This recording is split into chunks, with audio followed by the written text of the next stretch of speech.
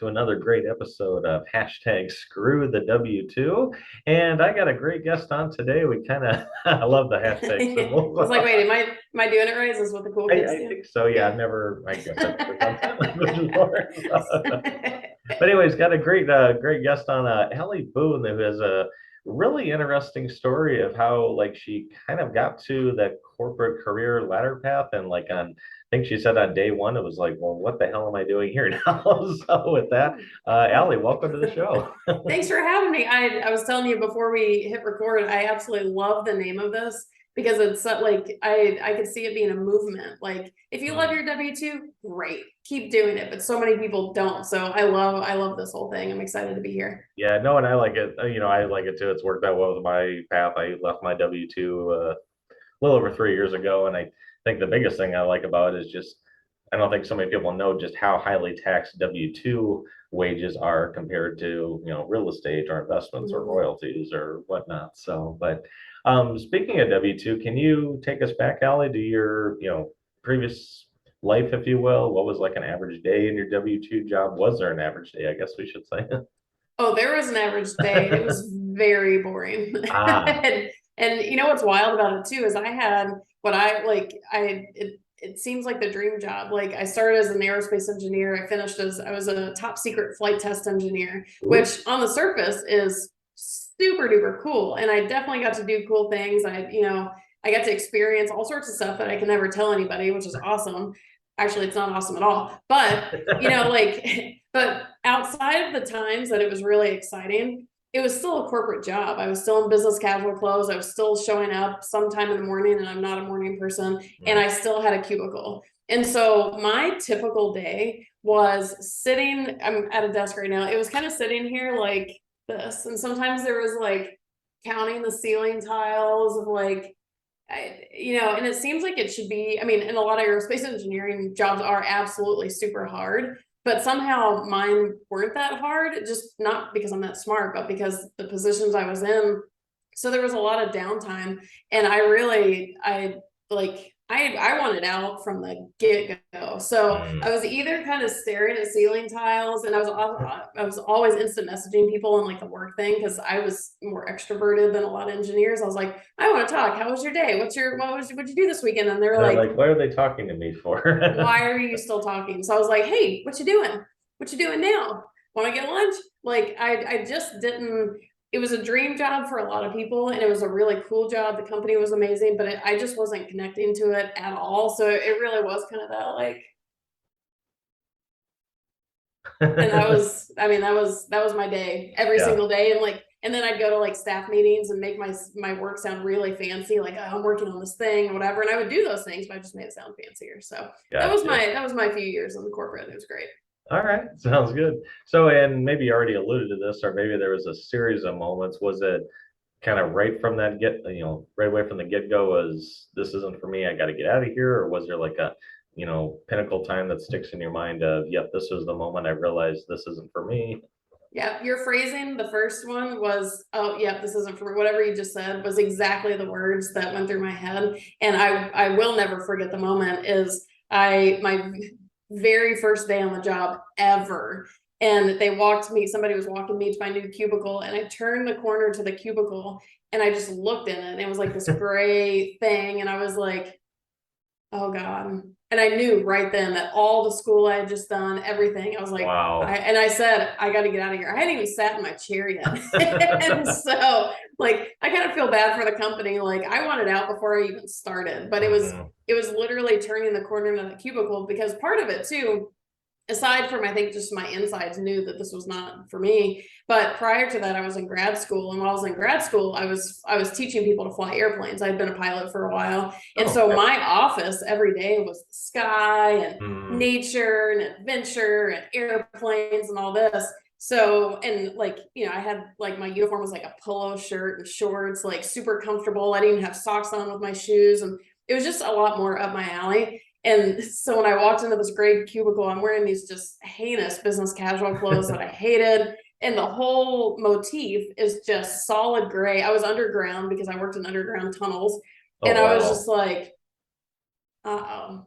Like I couldn't. I just couldn't. Absolutely. And so from minute zero on, well, maybe minute one, because I had to have time to get through the tunnel to the cubicle. But yeah, from the absolute get go, I was like, I gotta get out of here. Wow. And like you said, you just went through all that schooling and I don't know, maybe you even felt guilty of, well, I went to school for all these years. Maybe I should stick with this for as long as I went to school or Honestly, more than guilt, I never felt guilty, but I felt okay. confused of kind of like what did I just do? Was it a waste? And it turned Mm, out not to be. I don't think anything is ever a waste at all. Even if you go to school for one thing and you do something totally different, I don't think any of it's a waste. I don't think my engineering career was a waste for what mm, I do now. But yeah, it was more of a kind of a it was, I don't know if confusion is even the right word, because also too, I hadn't met people who were leaving W-2s. Like I was kind of the first. I was in Georgia, and it's just a 9 to 5 atmosphere kind of place.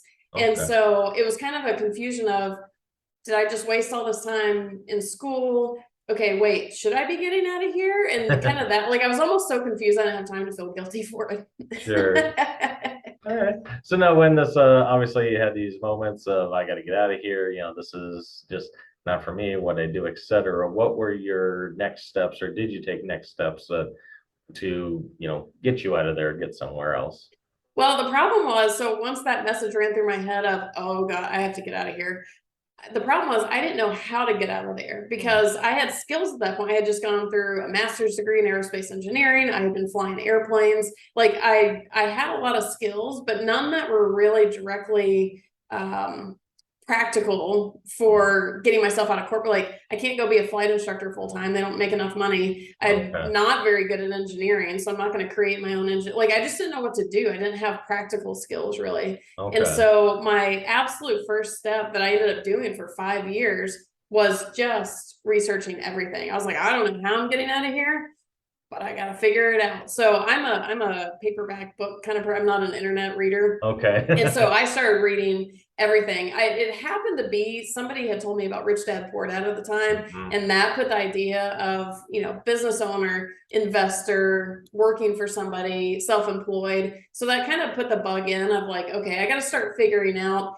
not necessarily what I'm going to do, but how I'm going to do it in terms of like Rich Dad Poor Dad explained to me the difference between being self-employed, being a business owner, being an Mhm. investor. So I was like, okay, business owner, investor. And those are kind of the two routes I had decided. I was like, yeah, I either need to start a business or do something in real estate investing, because according to all the books I'm reading, those seem to be the two things that Mhm. get somebody out of corporate. I was like, okay, narrowed it down. I'm Yep. like, start a business or invest. I was like, I don't really know. So I was reading everything about both of those. And there was a point, I don't remember how far in, but there was a point where I realized I was getting frustrated because I wasn't gaining traction on anything. And what I realized is my net, I had cast it really wide. So I was learning a little about a lot.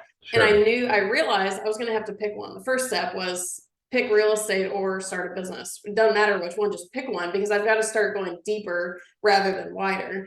And so I had actually decided to start a business. I was like, I don't know what kind of business I'm going to start, but I'm going to start a business. And it happened to be that right around that same time, a real estate investing opportunity landed in my inbox. Because let's be honest, I had subscribed to every mailing list on the planet Yep. just needing entertainment at work.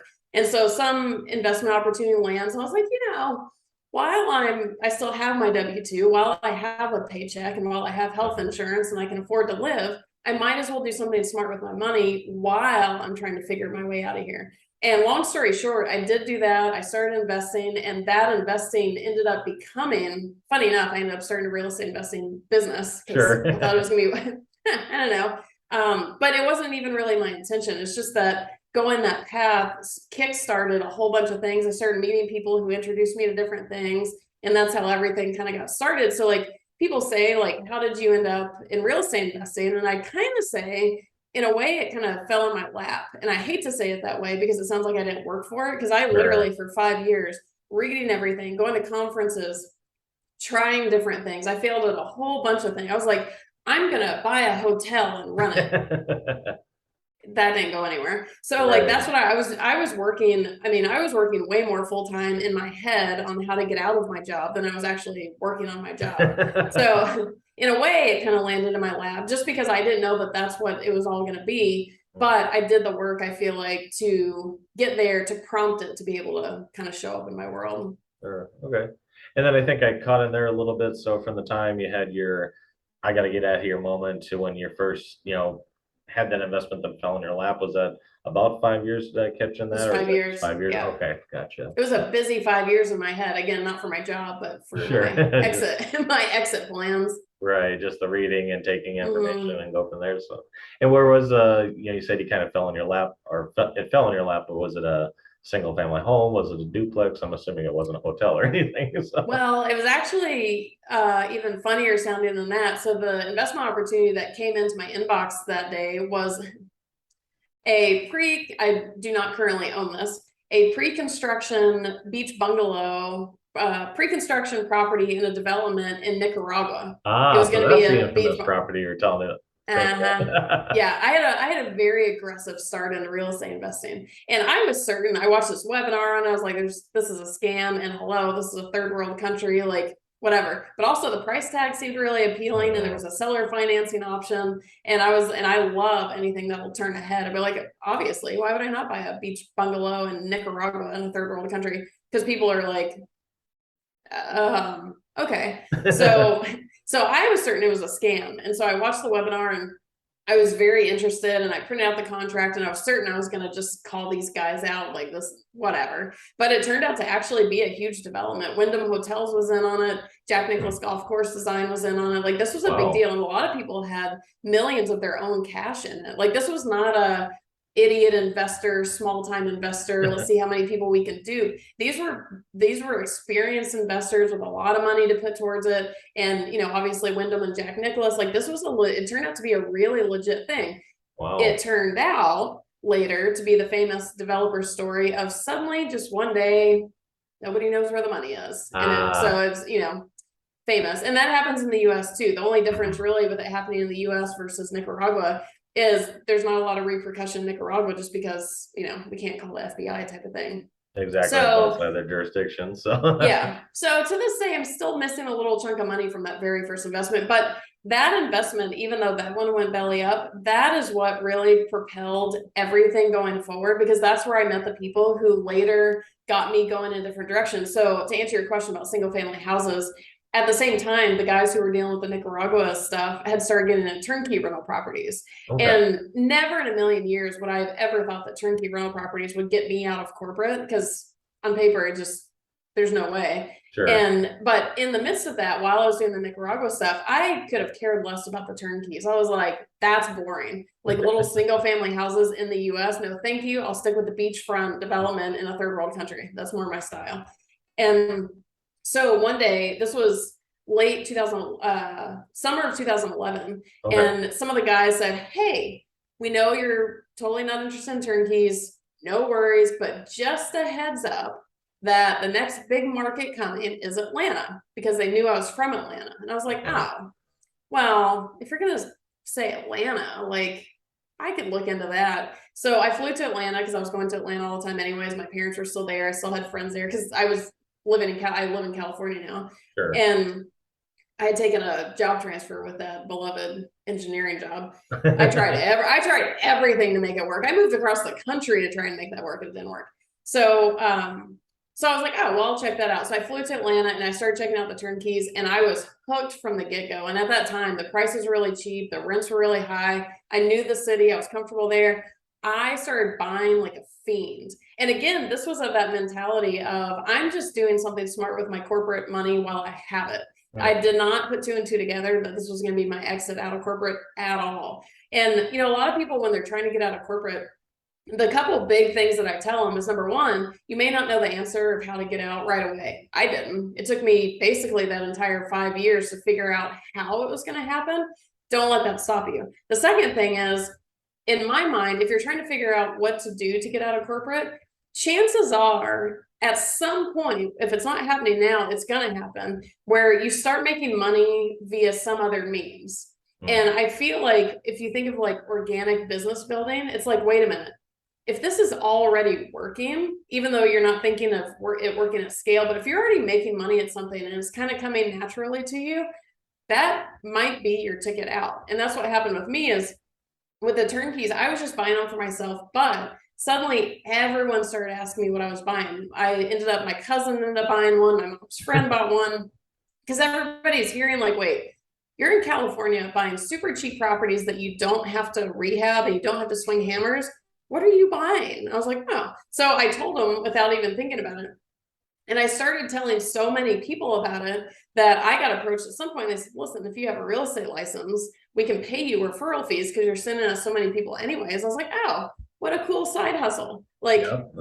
brainiac engineer, still not putting two and two together. And so I was like, oh, I can have a fun side hustle while I still try and figure my way out of corporate. and so it was one day after this had already started and I was making decent money for just doing what I was already doing. I woke up and I was like, wait a minute.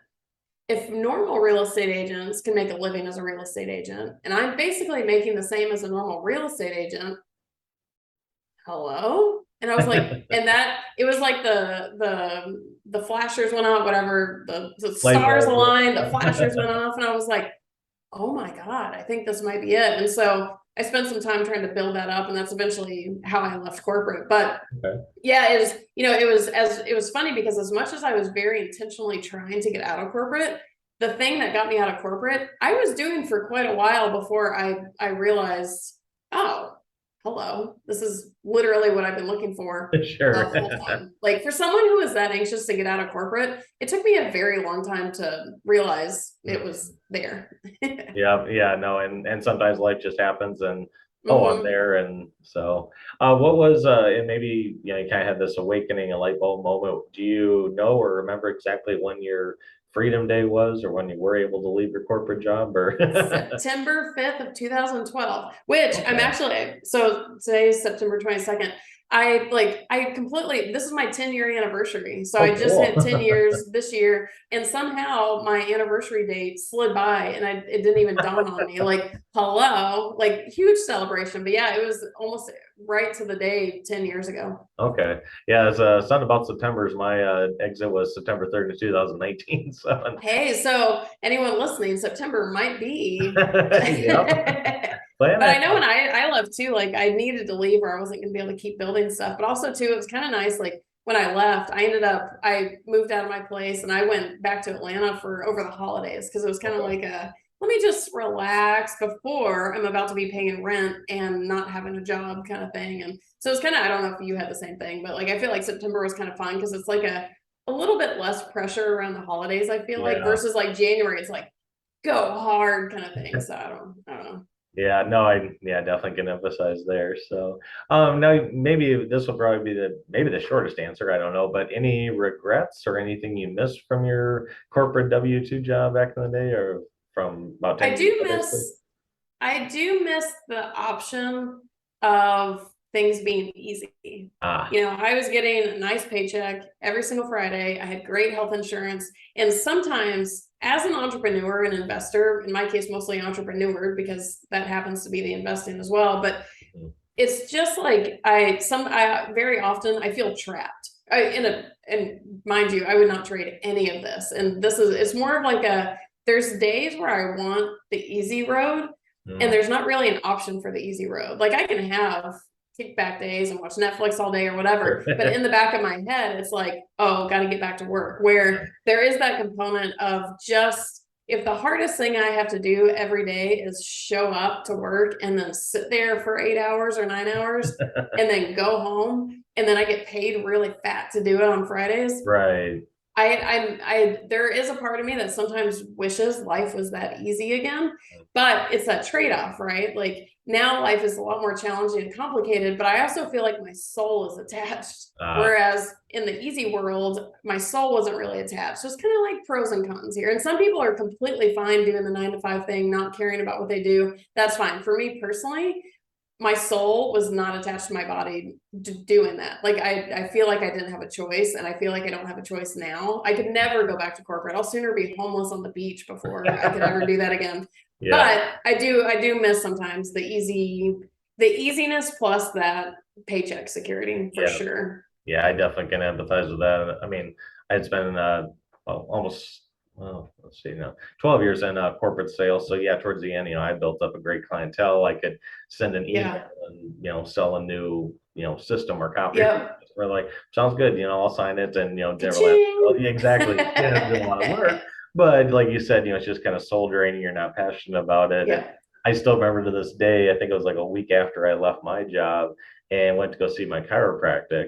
And both of us were shocked because he was actually able to crack both sides of my neck. He was never able to For do the that. first time in a First time while. ever. And he's like, That's amazing.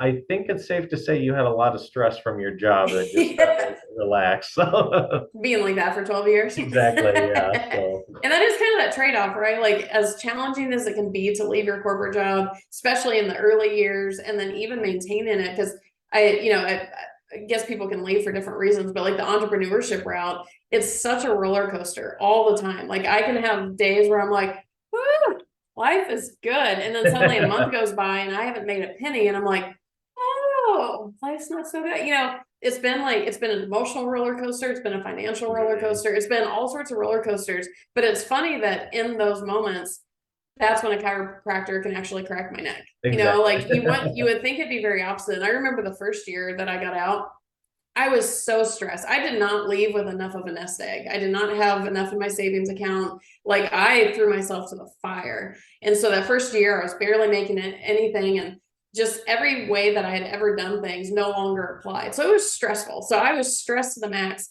And I remember my mom asking me one time, she's like, are you thinking about going back to corporate? And I was like, no. And I was like, here's the thing. I've never been more stressed in my life, but I've also never been happier either. And I remember the look on her face, like, what? Like you've never been more stressed, but you've never Yeah. been happier, because the stress was on my terms. It Mm. was it was doing the thing. And so I think it's very counterintuitive to what people assume is it's gonna be stressful to leave the Yeah. W-2, no doubt about it.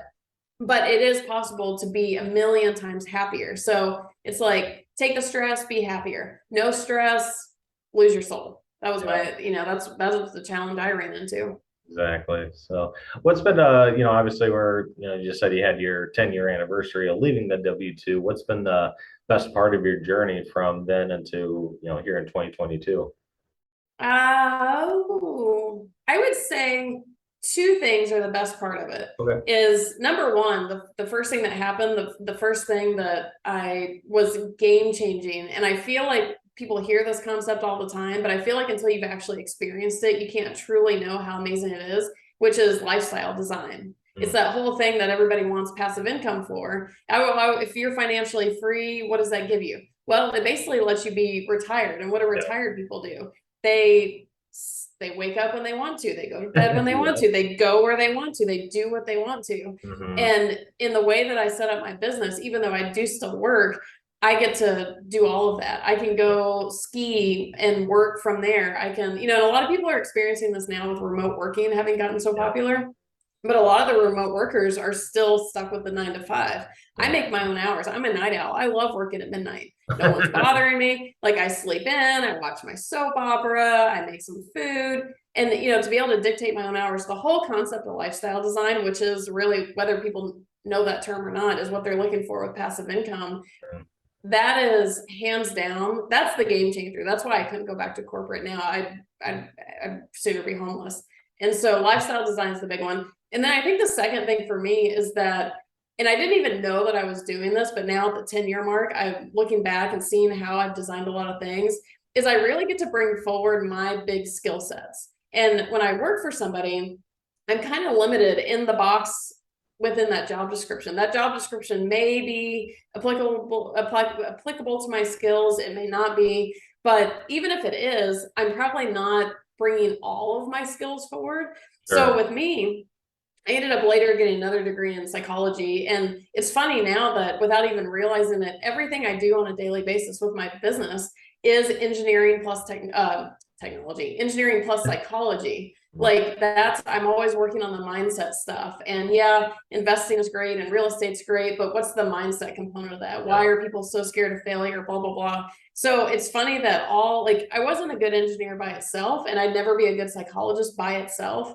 But to be able to bring both of those forward and interact with people in a way that I'm good at and all that, like that's a really cool kind of 10-year hindsight. Is getting out from under the W-2 has allowed me to really propel down a path that is very specific to me. Like nobody else has my exact same skill set. And so now that I'm free, I can do something with that skill set. Sure. No, it makes a lot of sense. So now for anyone out there, listening to, your story as well as all the other stories we've had on this from entrepreneurs that just left their job to, 10-year anniversaries, whatever the case may be, if they feel the same way, their soul's draining from them, and maybe they were Yes. like, yeah, exactly, like you were, all those years ago, but they just feel stuck, whatever it is, I can't leave my job because of my health benefits or the pension or whatever, insert the blank. What advice would you give to those that do feel stuck, that they just can't leave their W-2 job?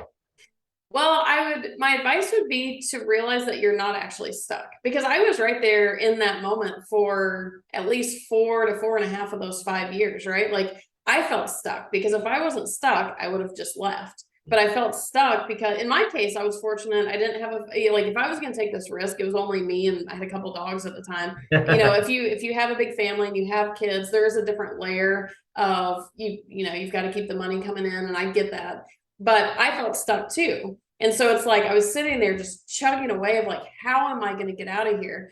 And so if you feel stuck, I would imagine you feel the same way of it's a question of how am I going to get out of here? And at some point you tell yourself, I don't think I can.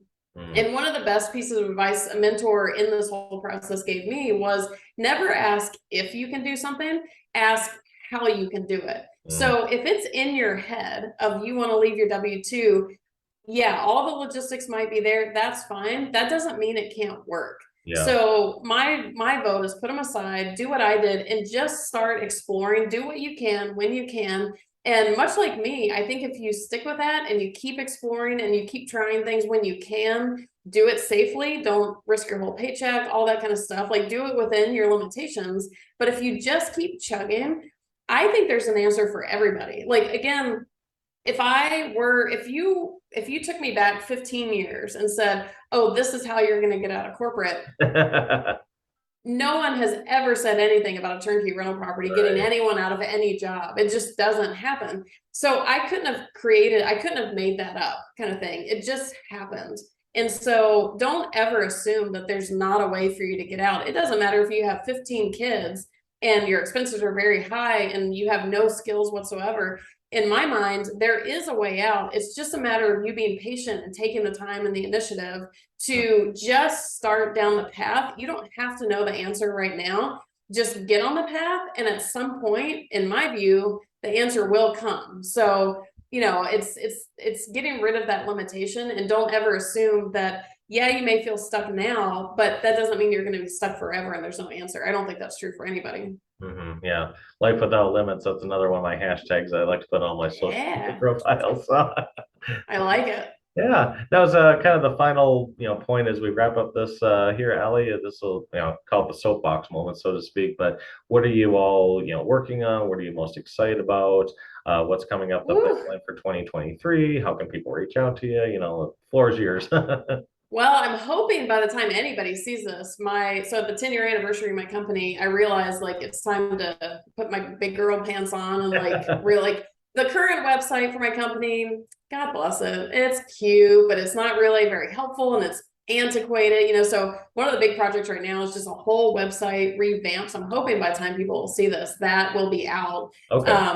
But the cool thing in that, it's not about a website in my mind. It's more about what are all the things that I offer? Because it used to be for a long time, I just helped people get turnkey rental properties, and that is still going strong.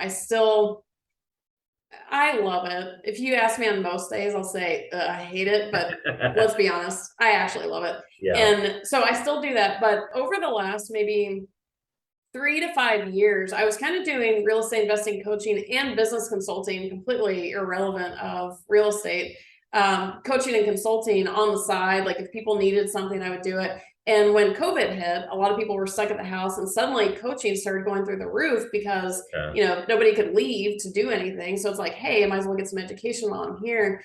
And so what's really come of it that I'm really excited about is being able to help a wider span of people, because before it was just the turnkey folks, which are still great.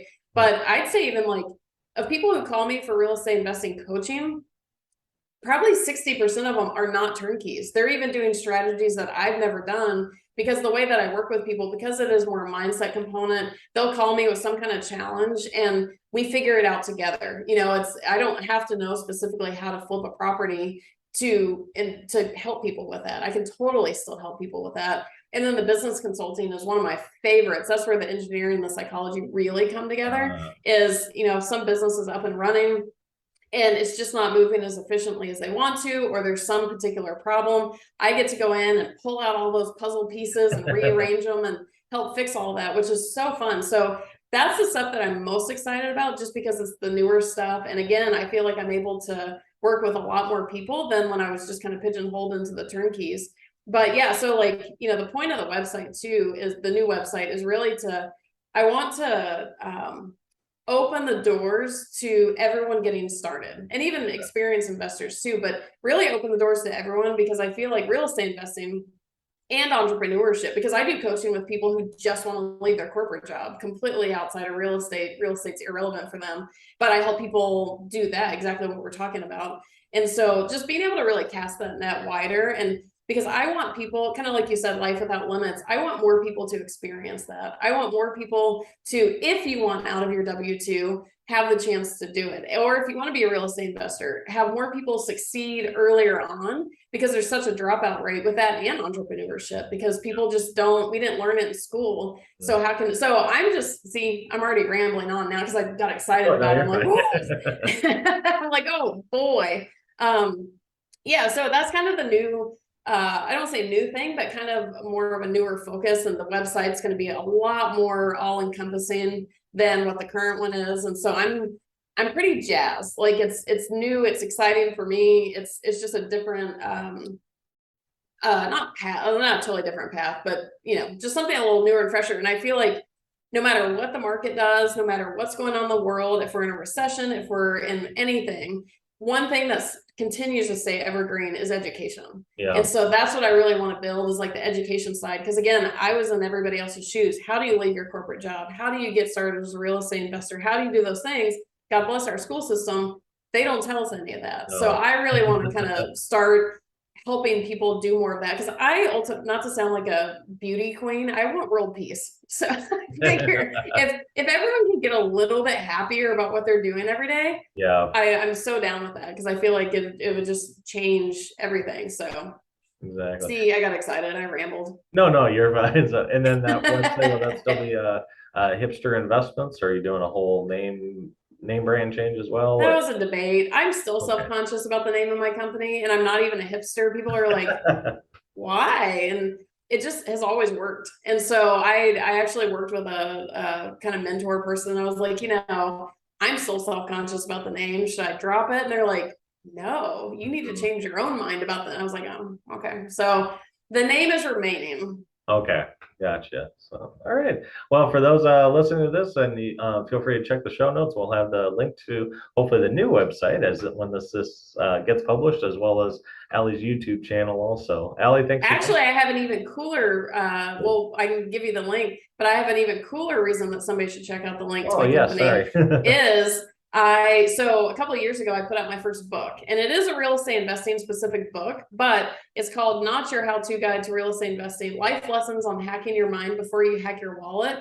And that second part of it really is more of the intention of the book is, yes, real estate investing is the vehicle for the messages in the book, but there's a lot in there that I wanted to gear it towards people who weren't in real estate investing as well. Like I want everything in there, shy of a couple specifics about real estate investing, are applicable to if you're trying to leave your W-2, if you're trying to figure out how to leave your W-2. It's like helping pointing you in different directions on things to look for and look at to help you get there. And then even at the end, I give the book is called Not Your How-To Guide. I give a how-to guide on how to get started to best set yourself up to be successful as an investor. But the exact steps that I give there can be applied to leaving your W-2.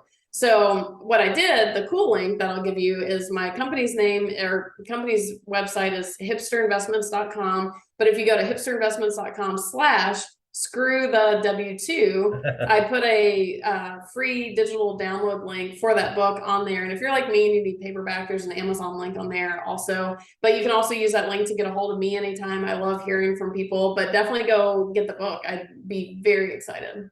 Perfect. Well, thanks for sharing that. And yeah, I You did. bet. Let's see. I think well, that was actually 2 years ago. I read that book. Time You flies, but did? definitely recommend it as well for Oh boy. anyone out there. So Did you leave an Amazon review? I leave an Amazon review for everything. I'm sure I did. So Oh, I'll have to good. double check. Sweet.